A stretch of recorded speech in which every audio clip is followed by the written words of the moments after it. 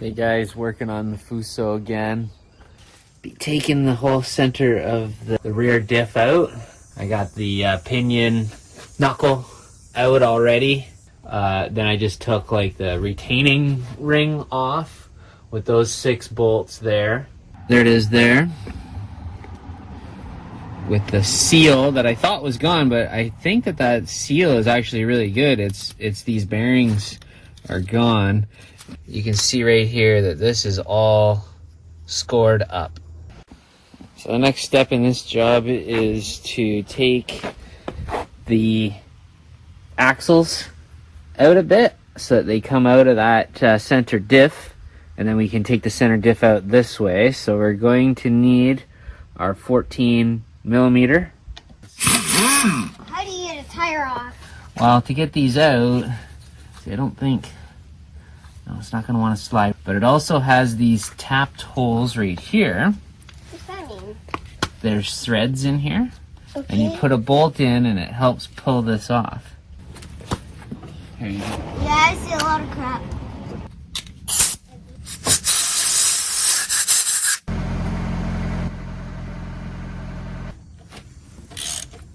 I'm going to jack up the rear end because I just don't want there to be too much pressure on the splines when I go out, and then when it does release, it could spring back and like chip the end of a spline or something, and then I'll have a chunk in there. So just to be on the safe side, I am going to jack up the rear end and relieve pressure off these tires. There we go. Now there's a little bit of pressure relief. It's coming out nice now. Let's see. Oh, and we're starting to get some leaking.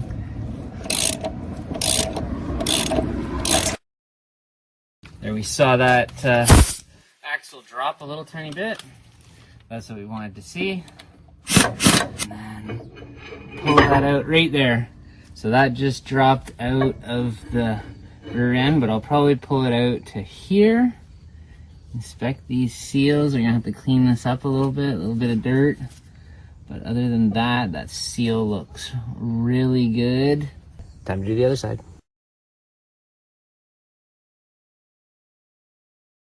And then it has 4 of those kind of tooling holes to pull this out. So hopefully these bolts have long enough threads.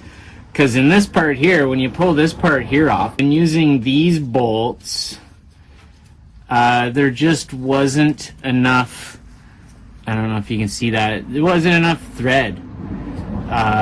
So I would suggest whatever metric fine thread this is, see if you can buy a longer bolt with more thread inclusion, because you need, yeah, probably where that shoulder is, you probably need that another 1/4 inch or more, and then this will pop off. So upon closer inspection, it isn't 4 tooling holes, it's only 2. This one here and this one up here. So it looks like it's separating really easily.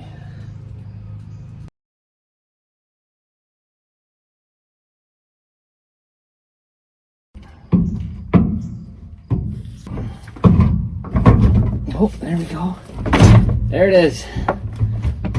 Oh, she's heavy. So far, so good. Hopefully we can get that rear end apart, get those pinion bearings out, get part numbers off them, get them ordered, install the bearings, and get this rear end back in so we can drive the thing. It's been parked for 2 months. So totally excuse the mess here, but we're going to press out, well, hammer out this bearing here, and this is the bad bearing. Hopefully there's a part number.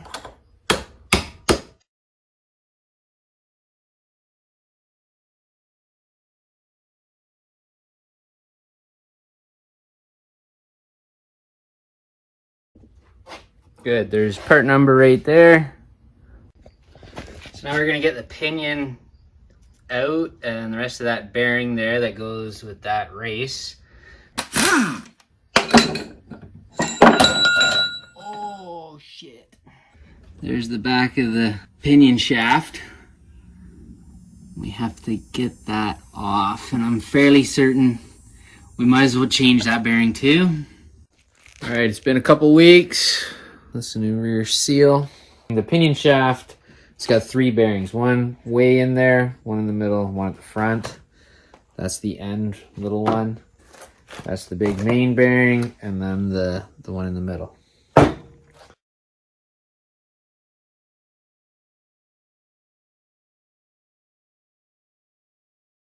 Next thing we got to do is get this old big bearing. That's the center bearing. That was the one that was just done. You can see those rollers have those grooves in it.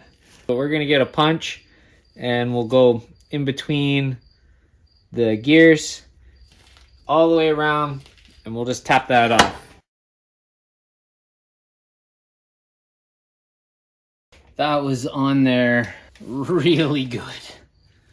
Woo! So to get this retaining clip out, you just hammer this bearing down a little tiny bit and that'll relieve the pressure off of it. See how it moves now?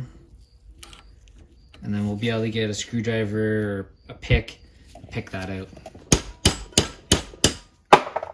So we did a little trick by putting the shaft in the deep freezer. Everybody knows when something gets cold it shrinks. Don't think it did a huge difference. 1.5 by 6 inch piece of pipe, threaded pipe, and it fits just over the shaft and it'll give me more of a straight on shot here.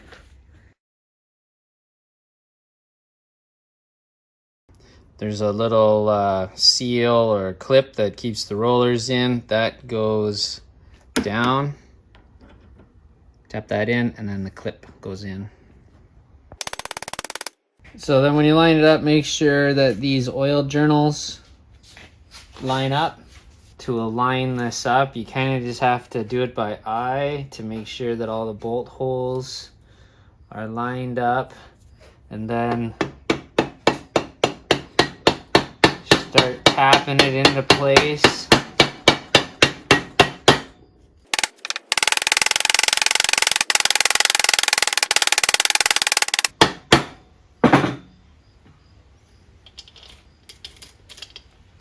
Oh good, I got this lined up really well. These bolts are going in real nice.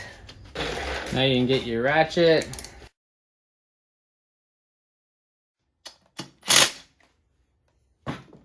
And then you got a bunch for this one, Dad. So now we'll replace the seal. We've got this bearing set down in the proper location. And then once this spline comes on, and then see that mating surface there touches this bearing, and then once we get this torqued to the proper spec, then all the bearings will be pulled together into their proper torque.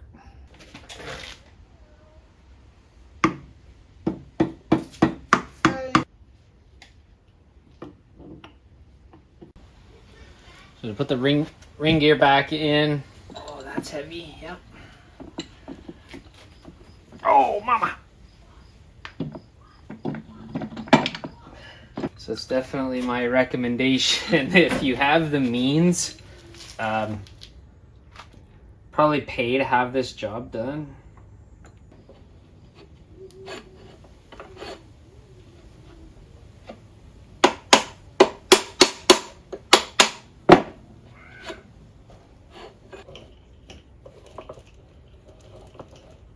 We did our starting torque with the pinion bearings, and we got 20 foot-pounds.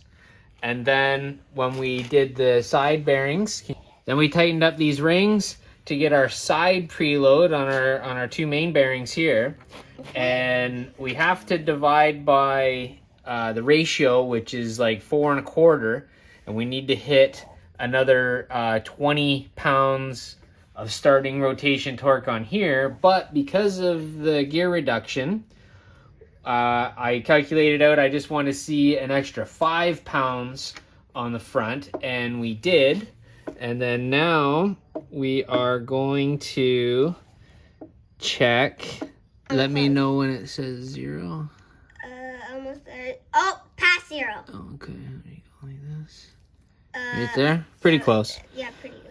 So then if I check the backlash, it goes to just past the 20, and the spec is 20 to 28 thou, and we're at 20 thou of backlash, 21 thou, so we're really good.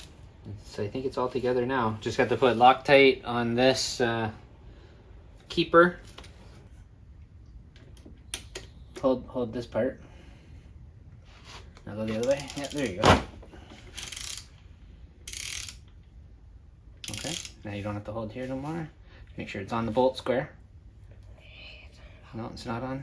There you go. Hard as you can. There you go. Yep. Perfect. Good job. I think that this rear end is now good to go.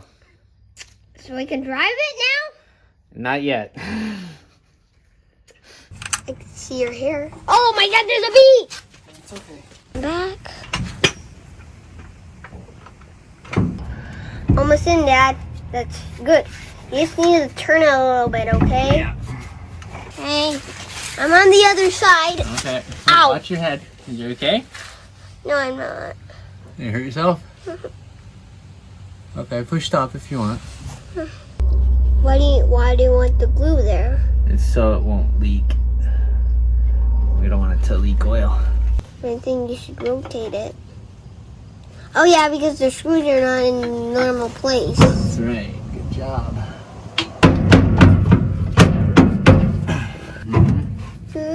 It went in.